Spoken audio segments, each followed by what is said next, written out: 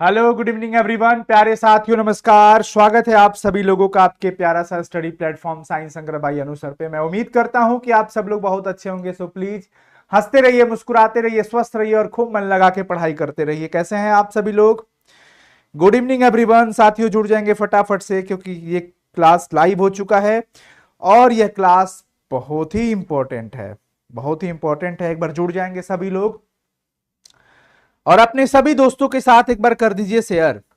एक बार आप सभी लोग अपने सभी दोस्तों के साथ क्या कर दीजिए साथियों, शेयर कर दीजिए, क्योंकि आज हम लोग करने जा रहे हैं पी ब्लॉक का ऑब्जेक्टिव क्वेश्चन। जो पी ब्लॉक एलिमेंट्स है, इसके पहले हम लोग 3 से 4 लेक्चर ऑलरेडी इस चैप्टर के कर चुके हैं, जिसमें इंपॉर्टेंट क्वेश्चन हम लोग कवर किए हैं, शॉर्ट क्वेश्चन आंसर भी और लॉन्ग क्वेश्चन आंसर भी। और आगे भी हम कई सारे ऐसे वीडियोस आप लोगों को प्रोवाइड करेंगे जिसमें आप लोगों को बहुत सारी चीजों को सीखने को मिलेगा। तो साथियों, मेरा एक रिक्वेस्ट होगा आप सभी लोगों से, एक बार वीडियो को शेयर कर दीजिए अपने सभी दोस्तों के साथ और चैनल को सब्सक्राइब कर लीजिएगा और अपने दोस्तों से भी सब्सक्राइब करवाइएगा, क्योंकि प्रेम आपका मिलना चाहिए लगातार। और जितने ज्यादा बच्चे जुड़ते रहेंगे उतने ही ज्यादा पढ़ाई होता रहेगा। चलिए जी, तो साथियों स्टार्ट किया जाए। आप सभी लोग वीडियो को लाइक कर दीजिए और हम लोग करते हैं शुरुआत। एक बार शेयर कर दीजिए आप सभी। गुड इवनिंग साथियों, गुड इवनिंग। चलिए, हाँ, जो भी नए स्टूडेंट हैं एकदम वेलकम है आप सभी लोगों का। वेलकम है जी, वेलकम। चलिए, बालका बालका बालका स्टार्ट करते हैं अपने इस सेशन की शुरुआत करते हैं। आज का क्वेश्चन समय अभाव के कारण हिंदी में ही रह गया है, इंग्लिश में मैं उसे नहीं टाइप कर पाया हूं। क्षमा चाहूंगा जरूर उन सभी बच्चों से जो इंग्लिश में होंगे, लेकिन इन सभी क्वेश्चन को इंग्लिश में भी आगे मैं जरूर कराऊंगा। प्रयोगशाला में नाइट्रोजन तैयार करने के लिए क्या करते हैं हम लोग? प्रयोगशाला में नाइट्रोजन को तैयार करने के लिए हम क्या करते हैं? NH4NO2 को गर्म करते हैं तो हमें नाइट्रोजन गैस प्राप्त हो जाता है। NH4NO2 को क्या करते हैं बच्चों? गर्म करते हैं तो हमें यह मिल जाता है अमोनियम नाइट्रेट को। ठीक है, चलिए, अमोनिया गैस को निर्जल करने के लिए क्या हम करते हैं? कौन से पदार्थ को प्रवाहित करते हैं? उस गैस को किससे होकर प्रवाहित करेंगे? अमोनिया गैस को निर्जल करने के लिए आप सभी लोग जानते हैं, निर्जल करने के लिए कैल्शियम ऑक्साइड जो होता है, कली चूना जिसको कहा जाता है, वो जल को अवशोषित कर लेता है, एब्जॉर्ब कर लेता है, जल को अवशोषित कर लेता है। इसलिए CaO से हम उसको क्या कराते हैं? पास कराते हैं। निम्नलिखित में से कौन द्विभाषमिक अम्ल है? द्विभाषमिक का मतलब 2 OH ग्रुप होना चाहिए। इसमें अगर हम H3PO3 देखें तो PO3 है, O क्या है? 3 है, double bond O, OH, OH, H, H3PO3 देख लो। H 3 गो, 1 2 3, P एगो, O 3 गो। क्लियर है? इसमें बच्चों OH ग्रुप कितना है? 2 ग्रुप है, तो द्विभाषमिक। 3 OH समूह रहता तो त्रिभाषमिक कहते। ठीक है ना? तो यहां पर देख लीजिए हमारा H3PO3 हो गया, H3PO3। आगे देखिए, फास्फोरस अणु को निरूपित किया जाता है। फास्फोरस प्रकृति में P4 के रूप में पाया जाता है। फास्फोरस प्रकृति में P4 के रूप में पाया जाता है। किसके रूप में पाया जाता है? P4 के रूप में। सल्फर S8 के रूप में पाया जाता है, और ये हम लोग देख चुके हैं ऑलरेडी। अभी और भी बाकी है, अभी 16 17 18 के भी इंपॉर्टेंट क्वेश्चन अभी पढ़ाएंगे ग्रुप वाले। श्वेत फास्फोरस को पोटेशियम हाइड्रोक्साइड के विलयन के साथ उबालने पर क्या प्राप्त होता है? फास्फीन प्राप्त होता है। क्या प्राप्त होता है? फास्फीन। फास्फीन का फॉर्मूला क्या होता है? PH3। NH3 को अमोनिया कहते हैं बच्चों, और ये फास्फीन हो गया। अगर आप श्वेत फास्फोरस P4 प्लस KOH के जलीय विलयन H2O में प्रवाहित करते हो, प्रवाहित करने पर आपको मूल रूप से क्या मिलेगा? PH3, जिसको हम क्या कहते हैं? फास्फीन कहते हैं। क्या कहते हैं? फास्फीन। ये फास्फीन कहा जाता है, इसको फास्फीन कहा जाता है। PH3 प्राप्त हो जाएगा। तो फास्फीन यहां पर हमारा ध्यान रहे आप सभी लोगों को। अस्थि राख यानी कि बोन एश किसको कहा जाता है? कैल्शियम फास्फेट को। कैल्शियम फास्फेट को कहा जाता है, कैल्शियम फास्फेट को कहा जाता है, कैल्शियम फास्फेट को, कैल्शियम फास्फेट। अमोनिया में नाइट्रोजन का प्रसंकरण, नाइट्रोजन का प्रसंकरण अमोनिया में, अमोनिया का मतलब NH3 हो जाएगा बच्चों, और ये देखिए एक लोन पेयर हो जाएगा। तो हाइब्रिडाइजेशन निकालने के लिए क्या करते हैं, सिग्मा बॉन्ड प्लस में लोन पेयर का नंबर जोड़ देते हैं। सिग्मा बॉन्ड 1 2 3, तो 3 सिग्मा हो गया, प्लस में एक लोन पेयर रहता है 3 और 1 4। 4 का जब मान 4 आ जाता है तो हाइब्रिडाइजेशन क्या होता है, sp3।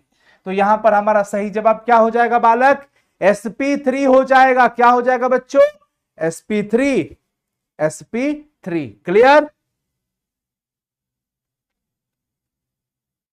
चलिए, नाइट्रोजन का कौन सा ऑक्साइड NH4NO3 को गर्म करने पर प्राप्त होता है। जब भी आप अमोनियम नाइट्रेट NH4NO3 को गर्म करेंगे तो आपको मिलता है बच्चों N2O प्लस में 2H2O। यहां पर N2O मिल गया, जिसको लाफिंग गैस के नाम से भी जाना जाता है, जिसको हम लोग लाफिंग गैस के नाम से भी जानते हैं, हंसाने वाली गैस। हंसाने वाली गैस हम इसको कहते हैं, क्या कहते हैं, हंसाने वाली गैस। तो यहां पर ध्यान रहे आप सभी लोगों को, कोई दिक्कत, किसी को कोई परेशानी, बता देंगे सभी लोग। नाइट्रोजन अक्रिय क्यों होता है, क्योंकि इसकी विघटन ऊर्जा बहुत उच्च होती है। अभी कुछ दिन पहले हम लोगों ने पी ब्लॉक के चैप्टर के लघु उत्तरीय प्रश्न को पढ़ा था, तो उसमें हम लोगों ने पढ़ा था कि नाइट्रोजन अक्रिय क्यों होता है, प्रायः क्योंकि नाइट्रोजन के बीच ट्रिपल बॉन्ड होता है, और ट्रिपल बॉन्ड को तोड़ने के लिए बहुत ज्यादा ऊर्जा की रिक्वायरमेंट होती है, यानी कि बंधन वियोजन ऊर्जा, विघटन ऊर्जा जिसको कहते हैं, वो उच्च होने के कारण नाइट्रोजन क्या होता है, अक्रिय होता है। अगला, निम्नलिखित में से कौन सा रंगीन होता है। देखिए, नाइट्रोजन का डाइऑक्साइड जो कि लेड के साथ अभिक्रिया करता है ना, लेड नाइट्रेट वगैरह के साथ, तो भूरा रंग का होता है। तो रंगीन तो यही है, NO2 क्या होता है, रंगीन होता है, NO2 रंगीन होता है। अमोनिया लाल लिटमस पत्र को किस रंग में बदल देता है। अमोनिया बच्चों, क्योंकि अमोनिया क्या होता है, क्षारीय होता है। अमोनिया का नेचर कैसा है, क्षारीय है। तो क्षार क्या करता है, लाल को नीला में कन्वर्ट करता है, लाल को नीला में कन्वर्ट करेगा, लाल लिटमस पत्र को नीला में कन्वर्ट कर देगा। उजला और पीला फास्फोरस अपरूप होते हैं, उजला और पीला फास्फोरस अपरूप होता है, एलोट्रॉप्स होता है, एक ही तत्व के दो अलग अलग। नाइट्रिक अम्ल को तैयार करते हैं हम ओस्टवाल्ड विधि से। अभी हाल फिलहाल में रिसेंटली हम लोगों ने ये पढ़ा था, ये हम लोगों ने पढ़ा था कि नाइट्रिक अम्ल को किस विधि से तैयार किया जाता है। नेक्स्ट देखिए, नाइट्रिक अम्ल का सूत्र हो जाता है बच्चों HNO3, HNO3। PCl5 एक प्रकार का बहुत अच्छा ऑक्सीडाइजिंग एजेंट, यानी कि ऑक्सीकारक कहा जाता है, माना जाता है। H3PO3 एक प्रकार का द्विभाषमिक अम्ल है, क्योंकि अभी तुरंत आपने थोड़ी देर पहले देखा कि H3PO3 में बच्चों हमारे पास 2 OH ग्रुप पाए जाते हैं। कितने, 2 OH ग्रुप होने की वजह से हम इसको क्या कहेंगे, डाई बेसिक एसिड, द्विभाषमिक अम्ल। क्या कहेंगे बच्चों, द्विभाषमिक अम्ल। आप लोग एक बार चैट में बता दीजिए, समझ पा रहे हो आप लोग। भाई नेटवर्क वीक चल रहा है क्या, नेटवर्क वीक चल रहा है क्या, नहीं ना, क्लियर चल रहा है, क्लियर है। नेक्स्ट देख लीजिए, चक्रीय मेटा फास्फोरिक अम्ल में पीओपी बॉन्ड की संख्या कितनी होती है। देखो जी, P O P O P O P, चक्रीय मेटा फास्फोरिक की बात किया है ना, O O H O O H O O H. प्यारे बच्चों, इस चक्रीय मेटाफास्फोरिक में गौर करिए, पीओपी बॉन्ड पूछा है। तो देखो, एक पीओपी यहां पर, एक ये हो गया पीओपी, एक दूसरा पीओपी यहां पर, तीसरा यहां पर देख लो, ये पीओपी है, पीओपी पीओपी।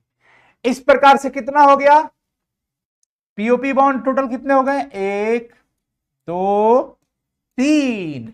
तो चक्रीय मेटाफास्फोरिक एसिड में पीओपी बॉन्ड का नंबर कितना होगा, 3 होगा बच्चों। कितना होगा, 3, 3 होगा। कितना होगा, 3। ठीक है, चलिए आगे देख लीजिए बच्चों, अगला सवाल। वह गैस जो जल के ऊपर एकत्र नहीं की जा सकती है सल्फर डाइऑक्साइड। कई बार पूछा हुआ सवाल, सल्फर डाइऑक्साइड को हम जल के ऊपर एकत्र नहीं कर पाते हैं। ऑक्सीजन के साथ निम्नलिखित में से कौन सीधे अभिक्रिया नहीं करेगा, संयोग नहीं करेगा? अक्रिय धातु जो होती है, देखिए प्लैटिनम आपको यहां पर दिख रहा है। आप सभी लोग जानते हैं प्लैटिनम हो गया, चांदी हो गया, सोना हो गया। चांदी तो बहुत लंबे समय तक कुछ कर भी लेता है, लेकिन सोना और प्लैटिनम जो है बच्चों अभिक्रिया नहीं कर पाते हैं, क्योंकि ये मुक्त अवस्था में नहीं पाए जाते हैं। हाँ, मुक्त अवस्था में पाए जाते हैं, इनको वायुमंडल के ऑक्सीजन वगैरह से कोई लेना देना नहीं है। प्लैटिनम अक्रिय। अगला सवाल कि भाई संपर्क विधि में क्या बनता है? संपर्क विधि से नाइट्रिक अम्ल हम नहीं बनाते हैं, संपर्क विधि से ओलियम बना लेते हैं, या आप ये भी कह सकते हो कि हम सल्फ्यूरिक अम्ल भी बना लेते हैं, H2SO4। लेकिन सिर्फ 20% H2SO4 बनता है, ऐसा हम नहीं कर सकते। सिर्फ 20% H2SO4 नहीं बन सकता है। ठीक है बच्चों, क्लियर है? एक बार बता देंगे सभी लोग, क्लियर है? प्यारे बच्चों, नेटवर्क का इशू हमारे एंड से है क्या? नेटवर्क सही चल रहा है? आप मेरी आवाज, वीडियो वगैरह सब कुछ अच्छे से देख पा रहे हैं क्या? सब कुछ अच्छे से देख पा रहे हो क्या? एक बार बता देना सभी लोग, एक बार सब लोग अच्छे से देख पा रहे हैं? हाँ, दिख तो रहा है सब कुछ अच्छे से, सब कुछ अच्छे से दिख रहा है। ओके, चलिए नेक्स्ट देख लो बालक। ऑक्सीजन और ओजोन भी क्या होते हैं? अपरूप, क्योंकि ये O2 और ये O3, ये अपरूप है, एक ही तत्व का है, अपरूप हो गया। निम्नलिखित में से कौन सबसे कम वाष्पशील है बच्चों, जिसमें हाइड्रोजन बॉन्ड ज्यादा होगा? अब सुनिए, यहां पर H2O है जिसमें हाइड्रोजन बॉन्ड सबसे ज्यादा पाया जाता है, इसलिए ये सबसे कम वाष्पशील होगा। ये सबसे कम वाष्पशील होगा, सबसे कम वाष्पशील होगा। ये मोबाइल हमारा क्यों आवाज कर रहा है? इसकी वॉल्यूम कम करिए। हाँ, पारा और ओजोन की अभिक्रिया से क्या बनता है? जब आप पारा की अभिक्रिया ओजोन, ओजोन का मतलब क्या हो जाता है साथियों? O3। ओजोन का मतलब क्या हो जाता है? O3। तो ये बना लेगा Hg2O+ में ऑक्सीजन गैस। तो आपको यहां पे कुछ दिख रहा है क्या? आपको यहां पे कुछ दिख रहा है? यस, Hg2O, Hg2O यहां पर मिल गया, ठीक है ना, पारा और ओजोन की अभिक्रिया से। सल्फर का पेरोक्साइड, पेरोक्साइड ये है H2S2O8, और ये पायरोक्साइड कहा जाता है। H2S2O7 अगर रहता, H2S2O7 अगर रहता तो पायरा कहा जाता, लेकिन ये पेरोक्साइड है, ठीक है ना, जिसको पायरोसल्फ्यूरिक भी कहा जाएगा, पेरा पेरा। S8 में अगर कोई भी तत्व अपनी मूल अवस्था में पाया जाता है तो उसका ऑक्सीकरण अवस्था शून्य होता है। जैसे सोडियम, सोडियम धातु के रूप में पाया जाता है तो उसका ऑक्सीकरण अवस्था शून्य होगा। क्लोरीन गैस Cl2 के रूप में है तो उसकी ऑक्सीकरण अवस्था शून्य होगी। अगर हम बात करते हैं ऑक्सीजन, तो ऑक्सीजन जो कि O2 के रूप में पाया जाता है तो उसकी अपनी ऑक्सीकरण अवस्था शून्य होगी। P4 में फास्फोरस का पूछा जाएगा, शून्य होगा। क्यों? क्योंकि बच्चों ये अपनी मूल अवस्था में है। उसी प्रकार से S8, सल्फर प्रकृति में S8 के ही रूप में पाया जाता है, अपनी शुद्धतम अवस्था में है, अपनी मूल अवस्था में है, तो वैसे सिचुएशन में इसकी ऑक्सीकरण संख्या क्या होगी? शून्य हो जाएगी, जीरो हो जाएगा, जीरो। नेक्स्ट देखो, निम्नलिखित में किसमें पी पाई डी पाई बॉन्ड होगा? जिस जो क्या बोलते हैं, डी ब्लॉक, डी ऑर्बिटल जिसमें आएगा रिक्त रूप से, उसमें विशेष करके ऐसा होगा। SO3 वाला में सल्फर है ना, 16 होता है परमाणु संख्या। निम्नलिखित में से कौन ऑक्सीजन के साथ सीधे संयोग नहीं करेगा? ये वही बात आ गया, प्लैटिनम नहीं करेगा। किसका +2 ऑक्सीकरण अवस्था सबसे स्थिर होता है? Pb का। लेड का +2 ऑक्सीकरण अवस्था मोस्ट स्टेबल माना जाता है, बहुत स्टेबल होता है, याद रखना, पढ़ाएंगे भी वैसे। ओलियम में H2SO4 के साथ और कौन सा अवयव रहता है? देखिए जी, H2SO4 में और क्या जोड़ दिया जाए कि ओलियम बन जाए, H2S2O7 आ जाए। H2 तो ठीक है, सल्फर एक है, यहां पर 2 चाहिए, यानी एक सल्फर। ऑक्सीजन 7 है, 7 चाहिए, 4 है, तो कितना? 3। SO3 हमारा सही जवाब हो जाएगा। देखो ये सवाल भी पूछता है बच्चों, ये सवाल भी पूछता है कि H2SO4 के साथ क्या मिलाया जाए कि ओलियम प्राप्त हो जाए। ओलियम इसको कहा जाता है।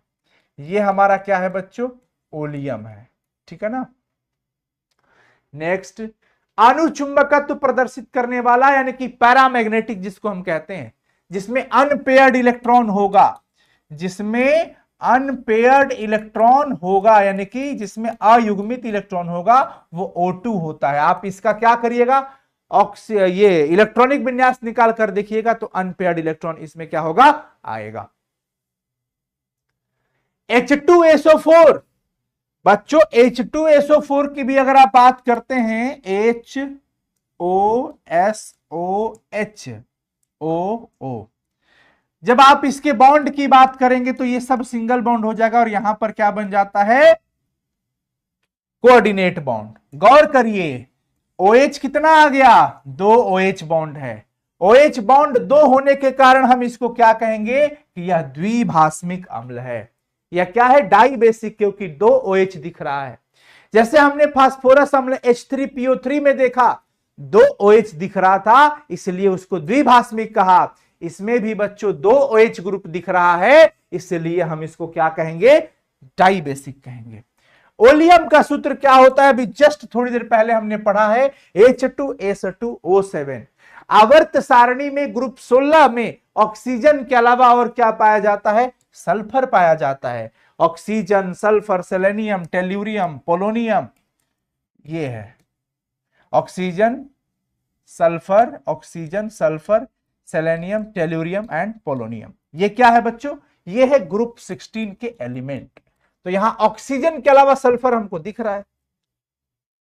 नेक्स्ट, डीकन विधि में प्रमुख उत्प्रेरक क्या होता है। देखो बच्चों, डीकन विधि से हम क्या करते हैं, डीकन विधि से क्लोरीन गैस बनाया जाता है। क्या बनाया जाता है, क्लोरीन गैस बनाया जाता है। और इस विधि में हम उत्प्रेरक के रूप में क्यूप्रस क्लोराइड का इस्तेमाल करते हैं। क्यूप्रस क्लोराइड मतलब CuCl2, क्यूप्रस क्लोराइड मतलब CuCl2, क्यूप्रस क्लोराइड मतलब CuCl2। यहां पे दिख रहा होगा option number A, option number A दिख रहा है बच्चों। सर मुझे एग्जाम का डर लग रहा है, कृष्णा भैया देखिए जी, एग्जाम से कभी डरना नहीं चाहिए। डरिए मत, डरिए मत, बिल्कुल मत डरिए, ठीक है ना। पढ़ाई लिखाई करिए, अपना जो मुख्य काम है। किसकी इलेक्ट्रॉन बंधुता सबसे अधिक होती है, क्लोरीन की इलेक्ट्रॉन बंधुता सबसे ज्यादा होती है। क्लोरीन की इलेक्ट्रॉन बंधुता सबसे ज्यादा होती है और फ्लोरीन की विद्युत ऋणात्मकता सबसे ज्यादा होती है। क्लोरीन रंगीन फूलों को रंगहीन कर देता है क्योंकि यह क्या होता है, एक ऑक्सीकारक होता है, इसमें विरंजक गुण पाया जाता है। वर्ग 17 के किस तत्व की विद्युत ऋणात्मकता सबसे उच्च होती है। मैंने अभी कहा कि प्यारे बच्चों, क्लोरीन की इलेक्ट्रॉन बंधुता सबसे ज्यादा होती है, लेकिन फ्लोरीन की विद्युत ऋणात्मकता सबसे ज्यादा होती है। तो यहां पर हमारा क्या हो जाएगा, फ्लोरीन हो जाएगा। सबसे प्रबल ऑक्सीकारक F2Cl2Br2I2, सबसे प्रबल ऑक्सीकारक ये होता है, F2 हो जाएगा। कौन हो जाएगा बच्चों, F2 जो है सबसे प्रबल ऑक्सीकारक हो जाता है। ये ऑर्डर है, ऑक्सीकारक का क्रम, ऑक्सीकारक का क्रम। निम्नलिखित में से कौन हाइड्रोजन बंधन नहीं बनाता है। आप सभी लोग जानते हो, उच्च विद्युत ऋणात्मकता वाले मुख्यतः 3 तत्व FON, H के साथ ये अपना यौगिक बना लेते हैं और हाइड्रोजन बॉन्ड भी बनाते हैं। HF में हाइड्रोजन बॉन्ड पाया जाएगा, H और O मिल करके H2O बनाएगा, इसमें हाइड्रोजन बॉन्ड पाया जाएगा। N और H मिल करके NH3 बनाएगा, जिसमें हाइड्रोजन बॉन्ड पाया जाएगा। लेकिन किसमें नहीं पाया जाएगा, HCl में। HCl में नहीं पाया जाएगा, बाकी तीनों में तो पाया ही जाएगा ना। इनमें तो हाइड्रोजन बॉन्ड पाया जाएगा बच्चों, पाया जाएगा। अमरजीत कुमार जी जल्द हो जाएगा। वर्ग 16 के और 17 के कुछ क्वेश्चंस मैंने कराए हैं, बाकी वो भी सेशन में करा दूंगा, परेशान मत होइए। निम्नलिखित में कौन शून्य के अतिरिक्त सिर्फ एक ऑक्सीकरण अवस्था दिखाएगा, वो फ्लोरीन है जो कि -1 दिखाता है। फ्लोरीन है जो -1 ऑक्सीकरण अवस्था दिखा देता है, जो -1 ऑक्सीकरण अवस्था भी दिखा देता है। उत्कृष्ट गैस के बाहरी कक्षा का इलेक्ट्रॉनिक विन्यास क्या होता है? वर्ग 18 के तत्व हैं और संयोजकता, संयोजी सेल में जो संयोजी इलेक्ट्रॉन होते हैं बच्चों वो होते हैं 8। अब अष्टक 8 इलेक्ट्रॉन है, अष्टक पूरा है तो NH2 और Np में कितना 6, तभी ना 6 2 8। एस की अधिकतम क्षमता 2 होती है, भर गया है। पी की अधिकतम क्षमता 6 होती है, ये भी भर गया है। तो बालका बालका बालका ध्यान दीजिए, जब एस ऑर्बिटल और पी ऑर्बिटल दोनों पूरी तरह भर गया है तो इसको इसीलिए हम अक्रिय गैस अथवा उत्कृष्ट गैस कहते हैं। तो NH2NP6 समझ गए ना। आगे चलिए, निम्नांकित में से उत्कृष्ट गैस कौन है भाई? Helium, neon, argon, krypton, xenon, radon. Helium, neon, argon, krypton, xenon, radon, ये होते हैं बच्चों हमारे उत्कृष्ट गैस। क्या कहा जाता है इसको? उत्कृष्ट गैस, जो कि वर्ग 18 के तत्व है आधुनिक आवर्त सारणी में। सबसे हल्की और अज्वलनशील गैस किसको कहा जाता है? हीलियम को। किसको कहा जाता है बच्चों? हीलियम को कहा जाता है। किसको कहा जाता है जी? हीलियम को। ठीक है ना। आगे चलिए, गोताखोरी में श्वसन हेतु यंत्रों में कौन सी गैस का मिश्रण का प्रयोग किया जाता है? गोताखोर जब जाते हैं ना पानी के अंदर तो हीलियम ऑक्सीजन के साथ क्या मिला के जाते हैं बच्चों? हीलियम को लेकर जाते हैं, हीलियम को। वार्टलेट ने सबसे पहले किस उत्कृष्ट गैस को बनाया था? जेनॉन को। किसको बनाया था?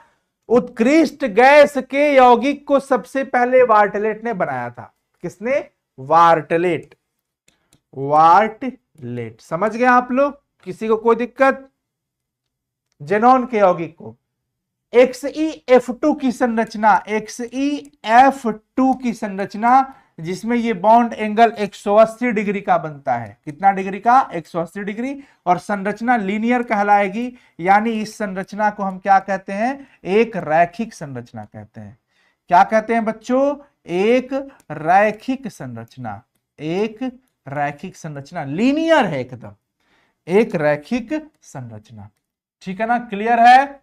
आगे देखिए, निम्नांकित में किसकी आकृति वर्ग तलीय होती है? अगर हम देखते हैं कोप्लेनर की बात की जाए, स्क्वायर प्लेनर की बात की जा रही है, XeF4 का, XeF4 का, XeF4 का, ये देखो, ये होते हैं प्लेनर, ये होते हैं प्लेनर। ठीक है ना, ये होते हैं प्लेनर। और इसके लोन पेयर भी होते हैं। क्या होते हैं? लोन पेयर, इस प्रकार से। तो XeF4 की संरचना वर्गतलीय कही जाती है, वर्गतलीय कही जाती है। उत्कृष्ट गैस आवर्त सारणी के किस ग्रुप को कहा जाता है? 18 को कहा जाता है, 18 ग्रुप को। उत्कृष्ट गैसें अक्रिय क्यों होती है? क्योंकि इनके, आपने क्या पढ़ा कि संयोजी सेल, लास्ट वाला जो सेल है पूरी तरह से भरा हुआ है, पूरी तरह से क्या है? भरा हुआ है। आपने देखा, क्या देखा? आपने देखा NH2NP6, एस की क्षमता अधिकतम 2 होती है और पी की क्षमता अधिकतम 6 होती है। तो भैया एस भी पूरी तरह से भर चुका है और पी भी पूरी तरह से भर चुका है। जब आपका पेट भर गया है तो कोई मेवा मलाई भी खिलाएगा तो आप नहीं खाइएगा, कहेगा ना भाई बस बंद कर रहा है, तो अब ना कुछ हो ना, अरे तने में नहीं खा ली, अरे बस रहा ना, तुम चाय पी ली, अरे भाई मना करते ये रहे दो, पेटो अपने है। NH2NP6 पूरी तरह से भरा हुआ है, इसलिए अक्रिय होता है, किसी से कोई लेन देन अभी इलेक्ट्रॉन का नहीं होने वाला। सबसे कम क्वथनांक वाली गैस भाई हीलियम हो गई, सबसे कम क्वथनांक वाली। और किसका अस्तित्व नहीं है? देखिए जेनॉन के ही कुछ यौगिक बनते हैं, पूरे अक्रिय गैस में जेनॉन का ही कुछ यौगिक बनता है, बाकी का नहीं। तो जेनॉन का तो ये ठीक दिख रहा है, ये भी जेनॉन का ठीक दिख रहा है, ये भी ठीक दिख रहा है, लेकिन ये कहां से पॉसिबल है भाई? नियॉन का, इसका अस्तित्व नहीं है, डज नॉट एग्जिस्ट, इसका अस्तित्व नहीं है, इसका अस्तित्व नहीं है। तो प्यारे बच्चों 51 क्वेश्चन यानी कि 51 ऑब्जेक्टिव क्वेश्चन हम लोग आज पी ब्लॉक के अंतर्गत किए हैं, और मैं जरूर आशा करता हूं कि आप सभी लोगों को यह सेशन बहुत अच्छे से समझ में आया होगा। तो कैसा लगा आज का सेशन? मैं सभी लोगों से, मैं सभी अपने भाई बहनों से रिक्वेस्ट करूंगा कि आप सभी लोग प्लीज कमेंट करके जरूर बता दीजिएगा कि यह सेशन आप सभी लोगों को कैसा लगा। पीडीएफ के लिए टेलीग्राम जरूर ज्वाइन करिए, डिस्क्रिप्शन में लिंक है, आप सही टेलीग्राम ग्रुप में ज्वाइन होंगे तो आपको सही तरीके से पीडीएफ मिलेगा। साथियों, भाई बहन के बीच का प्रगाढ़ संबंध को दर्शाने के लिए जो हमारे पूरे हिंदुस्तान के अंदर एक बहुत अच्छा पर्व मनाया जाता है, त्योहार मनाया जाता है, जिसका नाम है रक्षाबंधन, जिसमें एक बहन अपनी भाई के कलाई में एक धागा बांधती है जो रक्षा सूत्र, जो रक्षा करता हो, ऐसी कामना लेकर के। मैं उन हर भाइयों से जरूर रिक्वेस्ट करूंगा कि आप भी बहन के लिए रक्षक बन के खड़े रहिए। भक्षकों को नष्ट कर देना है जो भी होंगे। अभी वर्तमान में जो भी घटना हुआ है एक लेडी डॉक्टर को लेकर के, वो बहुत निंदनीय घटना है, ये बिल्कुल नहीं होना चाहिए। मैं आप सभी भाइयों को कहता हूं, आपके अंदर वो खून खौलनी चाहिए कि आप अपनी बहन की सुरक्षा एक रक्षक बनकर जरूर करिए, और ये रक्षाबंधन भी यही कहता है। इसलिए आजीवन सिर्फ अपनी बहन की नहीं, दुनिया के कोने में जहां भी कहीं रहो, किसी के बहन पर भी अत्याचार हो तो बर्दाश्त मत करना, एक रक्षक की तरह वहां पर खड़ा होना कि तुम्हारे खड़े होने से वो बहन सेफ फील करे। तो प्यारे साथियों, आप सभी लोगों को रक्षाबंधन के त्योहार की बहुत बहुत शुभकामनाएं। आप सभी लोग एंजॉय करिए इस पर्व को, और मैं सभी भाइयों से भी निवेदन करूंगा कि अपने हृदय को स्वच्छ रखो, नजर को स्वच्छ रखो, और जिस प्रकार अपनी बहन के साथ बर्ताव करते हैं उसी प्रकार किसी और की बेटी बहन के साथ आप भाई बहन की तरह बर्ताव करिए और उसकी रक्षा करिए। बहनें बाहर समाज में कई जगहों पर जाती हैं और वो असुरक्षित महसूस करती हैं, आपके होने से वो असुरक्षित नहीं, सुरक्षित महसूस करे, ऐसा अपना संबंध बरकरार रखिए, तब जाकर के हमारा समाज सुधर पाएगा। ये जो भी हुआ है बहुत कड़ी निंदा करता हूं मैं, बहुत कड़ी निंदा। सरकार को बहुत एक्शन लेना चाहिए इन सब चीजों पर। ये जो भी हो रहा है ये बिल्कुल नहीं होना चाहिए, और ये बिल्कुल नहीं होना चाहिए। चलिए, तो आप सभी लोग अपने अपने भाइयों को राखी जरूर बांधिएगा, लेकिन एक राखी सरहद पर तैनात उन सभी जवानों के नाम निकालकर अपनी भाई की कलाई में ही बांध दीजिएगा, लेकिन उनके नाम की राखी एक जरूर होनी चाहिए। All the best, thank you so much. और हमारी कलाई पर भी हमारे लिए भी हैप्पी राखी जरूर लिख दीजिएगा आप सभी लोग। थैंक यू सो मच आप सभी लोगों को, साइन संग्रह परिवार की तरफ से, हमारी तरफ से आप सभी लोगों को रक्षाबंधन के त्योहार की बहुत बहुत शुभकामनाएं। जल्द मिलते हैं फिर अगले सेशन में, तब तक के लिए बहुत बहुत शुक्रिया। साथियों, कमेंट जरूर कर दीजिएगा सेशन कैसा लगा, और विश भी कर दीजिएगा। Thank you so much, bye bye, love you. मिलते हैं फिर अगले सेशन में, ठीक है।